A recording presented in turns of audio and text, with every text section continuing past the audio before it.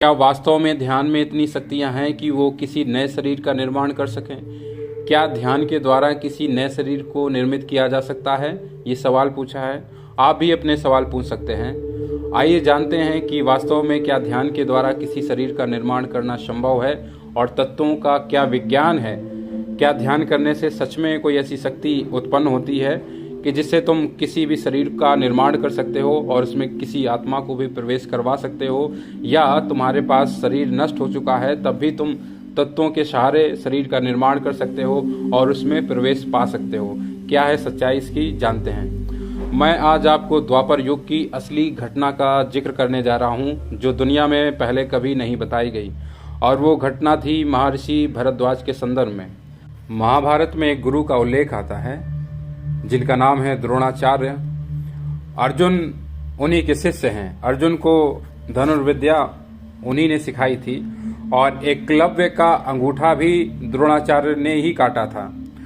तो द्रोणाचार्य के संदर्भ में आता है कि वह किसी भी स्त्री के गर्भ से जन्म नहीं लिए थे, यानी स्त्री और पुरुष के योग से उनका जन्म नहीं हुआ।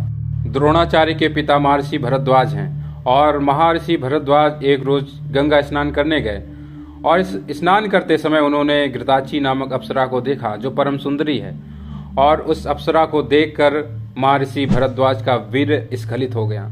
और जब वीर स्खलित हो गया तो उस वीर को द्रोण में भरकर इन्होंने रख लिया और उसी से द्रोणाचार्य का जन्म हुआ। ये कहानियां कहती हैं, लेकिन जो वास्तव में घटना घटित हुई थी ये पहली बार मैं आपको बताने जा रहा हूँ, इस पर ध्यान दें।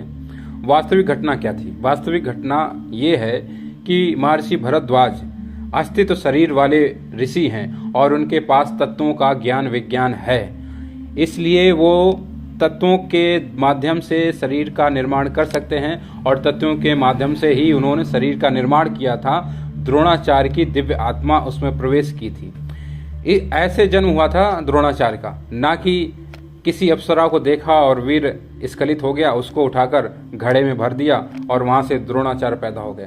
ऐसा नहीं हुआ था। वास्तविक घटना यह है कि द्रोणाचार्य के संदर्भ में कि वह स्वयं द्रोणाचार्य के लिए शरीर का निर्माण करते हैं तत्व विज्ञान के द्वारा, और शरीर को जब शरीर निर्मित हो जाता है उसके बाद द्रोणाचार्य की आत्मा को प्रवेश करवा देते हैं उस शरीर में।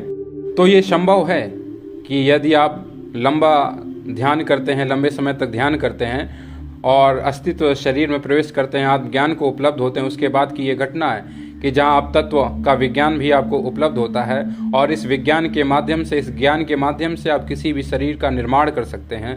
जैसा कि हमने एक हिमालयन योगी के बारे में सुना, वो 2500 वर्ष पुराने हैं, लेकिन अभी भी जिनको देखते हैं उनकी उम्र 18-20 वर्ष की दिखाई पड़ती है। तो ये संभव है कि तत्व विज्ञान का जिसको ज्ञान उपलब्ध हो जाता है वह शरीर का निर्माण कर सकते हैं, और जो आत्मज्ञान को उपलब्ध हो चुके हैं और यदि उन्हें कभी शरीर की आवश्यकता मालूम पड़ती है तो शरीर निर्मित कर सकते हैं और उसमें प्रवेश कर सकते हैं। ऐसा संभव है, ऐसा किया जा सकता है।